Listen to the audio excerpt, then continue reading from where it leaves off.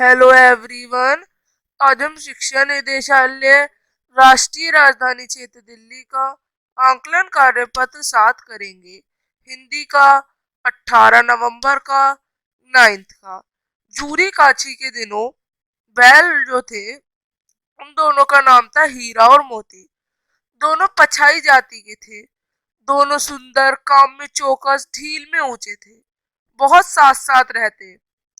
दोनों में भाईचारा था। आमने सामने या साथ साथ बैठे हुए एक दूसरे से वे मूक भाषा में विचार विनिमय करते। एक दूसरे के मन की बात वो समझ जाते।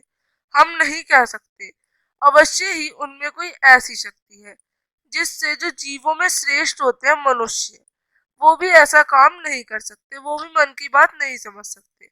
दोनों एक दूसरे को चाट कर और सूंघ कर जो अपना प्रेम था उसे व्यक्त करते हैं। कभी कभी दोनों सींग मिला लेते हैं, विग्रह के नाते से नहीं, खाली विनोद के नाते से, आत्मीयता के भाव से। जैसे दोस्तों में घनिष्ठता होती है, ढोल धप्पा भी उसी तरह होने लगता है। तो ये आप लोगों का पैसेज था। इसमें झूरी और काछी के जो दो बैल थे उनके बारे में बताया, जिनका नाम हीरा और मोती है। वो सुंदर, काम में चौकस और ढील में ऊंचे थे। बहुत भाईचारा था उनमें। वो दोनों एक दूसरे की मन की बात समझ जाते थे। वो दोनों मूक भाषा में बात करते थे।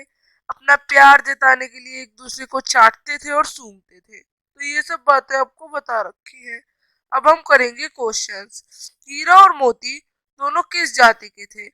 हीरा और मोती जो थे वो दोनों पछाई जाति के थे। हीरा और मोती के मालिक का नाम क्या था?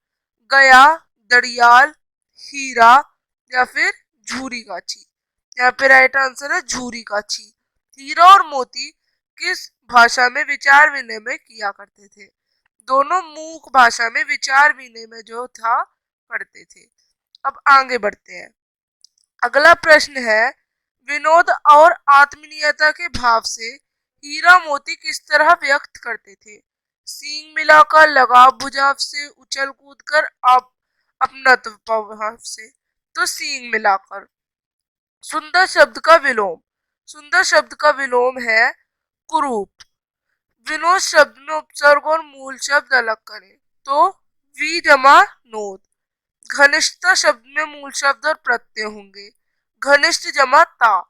प्रेम शब्द का समानार्थी क्या होगा? प्यार। इन शब्दों में तत्सम शब्द सुने। पलटन, आबाद, वंचित या फौजी। तो यहाँ पे फौजी है। ताकत और बल किसके पर्यायवाची है? शक्ति के। तो बच्चों आप इस तरह से वर्कशीट करेंगे। अब हम मिलेंगे अगली वर्कशीट असाइनमेंट्स के संग। तब तक के लिए बाय।